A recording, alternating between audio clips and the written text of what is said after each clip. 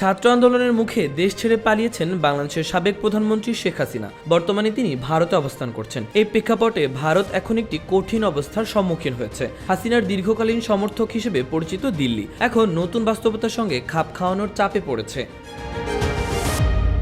আগস্টের শুরুতে যখন বাংলাদেশ জুড়ে বিক্ষোভ তীব্র হয়ে ওঠে এবং রাস্তায় রাস্তায় মৃতদেহ দেখা যায়, তখন প্রধানমন্ত্রী শেখ হাসিনা দ্রুত একটি হেলিকপ্টারে চড়ে ভারতের উদ্দেশ্যে রওনা দেন। তার সঙ্গে কোনো রাজনৈতিক সহযোগী বা সিনিয়র মন্ত্রী ছিলেন না। কয়েক ঘন্টার মধ্যেই তিনি ভারতে পৌঁছে যান এবং সেই থেকে তিনি সেখানেই অবস্থান করছেন।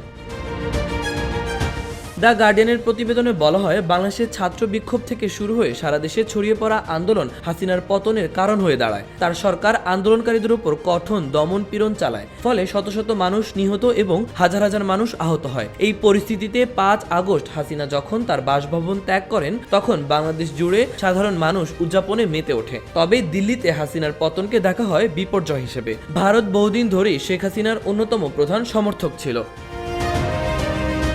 ১৯৭৫ সালে তার পিতা বঙ্গবন্ধু শেখ মুজিবুর রহমানের হত্যার পর তাকে ভারতে আশ্রয় দেওয়া হয়েছিল। সেখানে তিনি ৬ বছরেরও বেশি সময় ধরে পরিবারের সঙ্গে নির্বাসিত ছিলেন। দিল্লির সঙ্গে হাসিনার ব্যক্তিগত সম্পর্ক এবং দুই দেশের মধ্যে অর্থনৈতিক ও নিরাপত্তা সহযোগিতার মাধ্যমেই বাংলাদেশকে ভারতের প্রধান আঞ্চলিক বন্ধু পরিণত করেছিলেন হাসিনা। তবে ভারতীয় কর্মকর্তাদের ওপর বাংলাদেশের হস্তক্ষেপ করার অভিযোগ উঠেছে, যা হাসিনার শাসনকালকে আরও কঠোর ও স্বৈরাচারী করে তুলেছিল।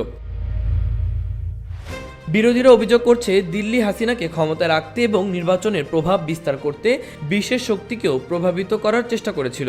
এমনকি প্রধানমন্ত্রী নরেন্দ্র মোদী পুনরায় ক্ষমতায় আসার পর হাসিনা প্রথমেই তাকে শুভেচ্ছা জানাতে গিয়েছিলেন। বাংলাদেশের বর্তমান পরিস্থিতিতে বিশ্লেষকরা মনে করছেন, ভারতকে তাদের নীতি পুনর্বিবেচনা করতে হবে।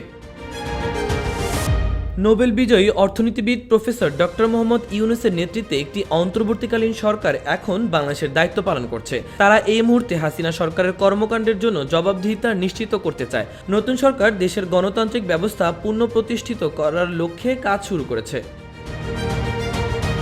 ভারতের অবস্থানরত শেখ হাসিনার ভবিষ্যৎ নিয়ে উঠেছে নানা প্রশ্ন। তার বিরুদ্ধে হত্যা ও অপহরণের অভিযোগে শতাধিক মামলা দায়ের হয়েছে এবং বাংলাদেশের আন্তর্জাতিক অপরাধ ট্রাইব্যুনাল সাম্প্রতিক বিক্ষোভের সময় সংঘটিত হত্যাকাণ্ডের জন্য তার বিরুদ্ধে তদন্ত করছে। বাংলাদেশের সরকার তার কূটনৈতিক পাসপোর্টও বাতিল করেছে, যার মাধ্যমে তিনি ভারতে প্রবেশ করেছিলেন। বিশ্লেষকরা মনে করছে, শেখ হাসিনার প্রতি ভারতের অতিরিক্ত নির্ভরশীলতা এখন তাদের নিজেদের জন্য সংকটময় হয়ে উঠেছে। ভারত এখন একটি জটিল পরিস্থিতির মধ্যে রয়েছে এবং বাংলাদেশের জনগণের গণতান্ত্রিক আন্দোলন ও নতুন সরকারের সাথে সম্পর্ক পুনঃস্থাপনের প্রয়োজনীয়তার অনুভব করছে। ভারতের পক্ষ থেকে সাম্প্রতিক ঘটনাগুলোতে যে উদ্বেগ প্রকাশ করা হয়েছে, তা গণতন্ত্র পুনঃপ্রতিষ্ঠান প্রক্রিয়া সঠিকভাবে প্রতিফলিত হয়নি, বরং দিল্লির স্থিতিশীলতা এবং আইন শৃঙ্খলা পুনরুদ্ধারের কথা বলছে, যা বাংলাদেশের নতুন সরকারের লক্ষ্যগুলোর সাথে সামঞ্জস্যপূর্ণ নয়। মাহবুবুর রহমান ইমন, খবর সংযোগ।